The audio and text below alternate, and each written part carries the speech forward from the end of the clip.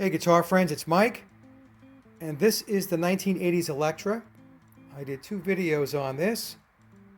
It's a beautiful guitar, it's in great shape, and I'm going to spend some time cleaning her up, polishing up the fretboard, deoxing the electronics, and I am going to take the pickups out.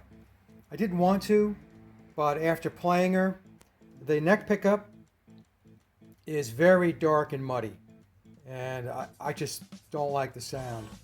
And the bridge pickup is very tinny. It has a shrillness to it. It's not smooth, it's not pleasant to the ears. And I'm going to swap the pickups out for these Seymour Duncans. And this is, in the bridge position, a TB4. And for the neck position, an SH2N. Okay, so those are the pickups that are going to go into the guitar. I'll start that work soon. Everything else I'm going to keep stock. I'm going to keep the bridge, the tailpiece, the knobs are fine. I'm going to clean up the knob pointers and polish her up, and we should be in good shape. But again, like I said, I wanted the old pickups to stay, but they just don't sound very good. Okay, so I'll be back in a little bit. Stay tuned. Okay, so the pickups are out. Let's take a look at the pickup cavities. And you can see the routing is very good. I filled the old pickup ring holes. What I do is I put some Tite Bond in the holes, and then I put a toothpick in there, and then I snip.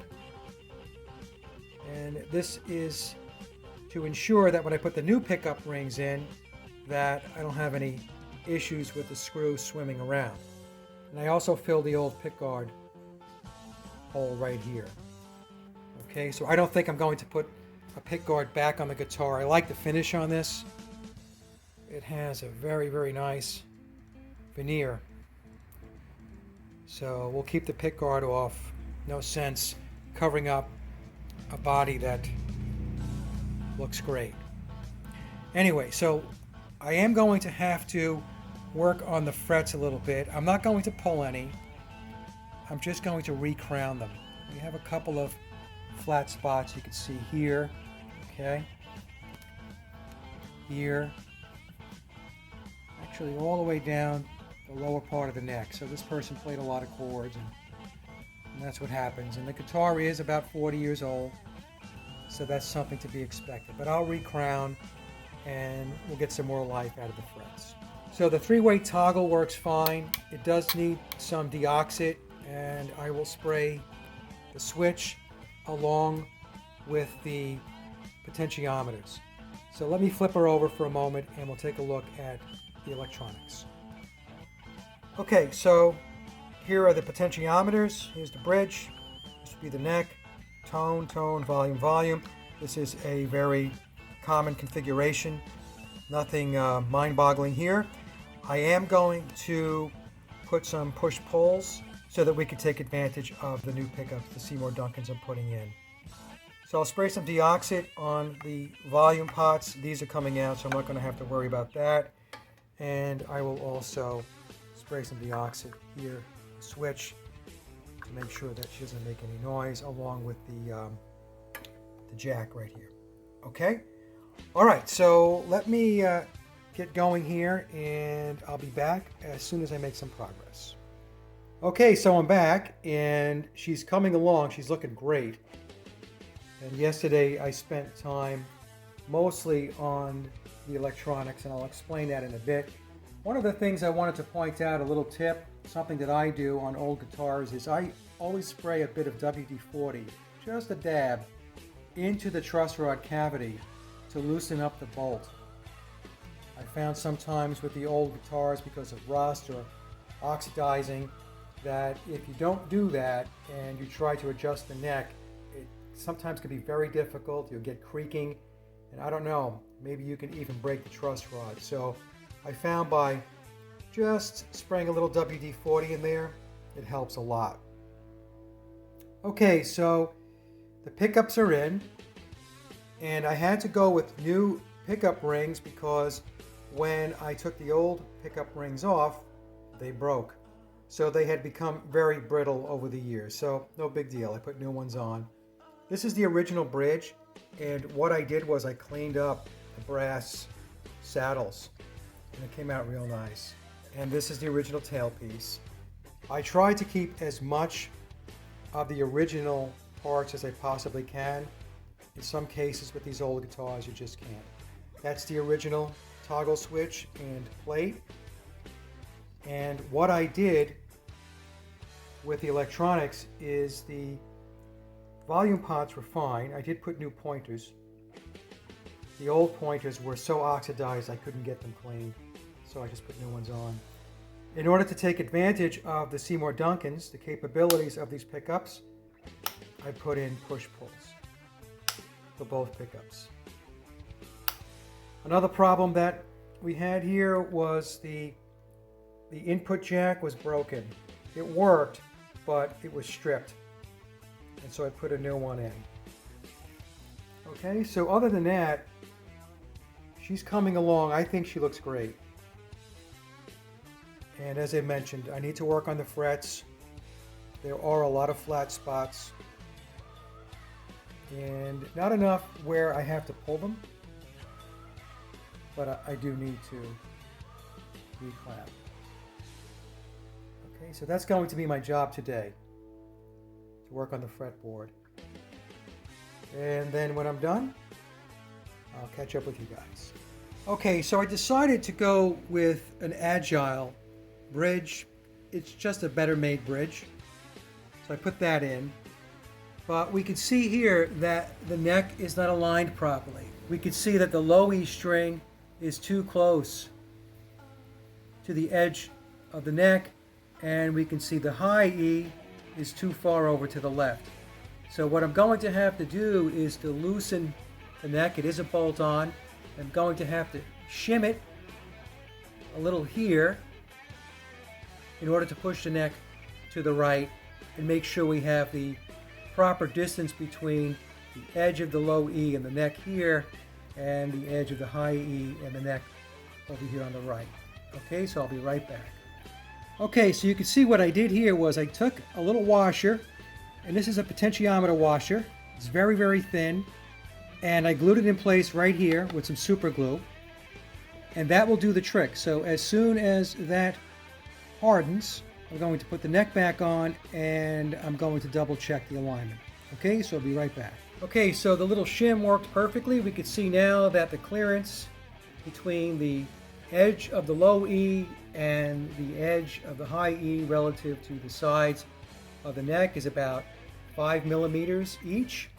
So that little trick where you just slip in a little potentiometer washer does wonders. So we're good to go. Now I'm going to line up the pickups to make sure the poles align under the strings, and the pickups will be all set, and then I have to do a setup. Be right back. Okay, everybody, so she's done. I think she came out pretty darn good. Let's take a look. I cleaned her up. I put a little McGuire's compound on her, and the finish came out great. Okay, so just to recap, what I did with the guitar was I swapped out the pickups. Those are Seymour Duncans. And the reason why I swapped out the pickups, because that wasn't my original plan. My original plan was to keep the original pickups in the guitar, but when I plugged her in and played her, I didn't like the sound of either pickup. The neck pickup was very muddy. It was almost like I was playing underwater. And the bridge pickup was very shrilly. It had a tinny sound to it, and I didn't like that. So I put the Seymours in, and they sound awesome. I also, as I mentioned in the earlier segment, push pulls to take full advantage of the Seymour Duncan pickups and the wiring. And I did just play her upstairs, and the single coil position when the knob is up sounds great. It sounds like a Strat or a Tele. So I was very impressed, very pleased. Now, this is the original tailpiece. As I mentioned, I was going to keep the original bridge, but I decided to go with this Agile. There's a little more room to do the intonation, and it's just a better bridge. So I put that in. The three-way switch is the original three-way switch with the original wiring. If I go back down to the knobs for a second, obviously the tone potentiometers are push-pulls, so they were swapped out.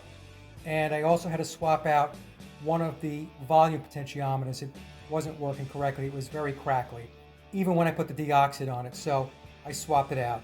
This one, I believe it's this one, is the original pot, and most of the original wiring is still in the guitar. The fretboard's in very good condition. The frets have a little bit of wear to them. I did recrown them, as I mentioned, and it's pretty good. At some point, I will have to refret the guitar, but right now, no need to do that. I did clean up the custom truss rod cover, and I did change out the nut. That's a Tusk U-bone nut, and it is a graphite nut. No need to lubricate. So she came out great. I put the Dunlop strap locks on the guitar. This is something I do with all my guitars, just plug and play. Okay, so she's looking great. I really like the finish on the guitar. Again, 1980s. It's an Electra custom. I don't know the exact date. There is a serial number on the back of the neck, and so I will go online and take a look and see if I can identify when the guitar was made. So let me flip her over and let's take a look. Okay, so here's the back of the guitar, and you can see it has a little cutout here, and the neck is in nice shape. It has a couple of minor dings at the top here, and there again are the Electra tuners, which are very good tuners, by the way. And there's the serial number I was talking about before, 27129. Of course, I'm reading that upside down, so I will take a look and put it in the description box if I can identify the exact year this guitar was manufactured. Okay? All right, one more run through with the top of the body, and then we are done with this project. Okay, one more look. And as I mentioned earlier, I did put new pointers by the volume and tone. The other ones were too oxidized. The original tailpiece, that's an Agile Tune-o-matic. Seymour Duncan pickups. The original toggle. Dunlop strap locks. And we could take a look at the fretboard. Very nice. And we'll finish up with the headstock. 1980s Electra Custom. All right, my friends, thank you very much for watching the video. The comment section is open, and we will talk soon.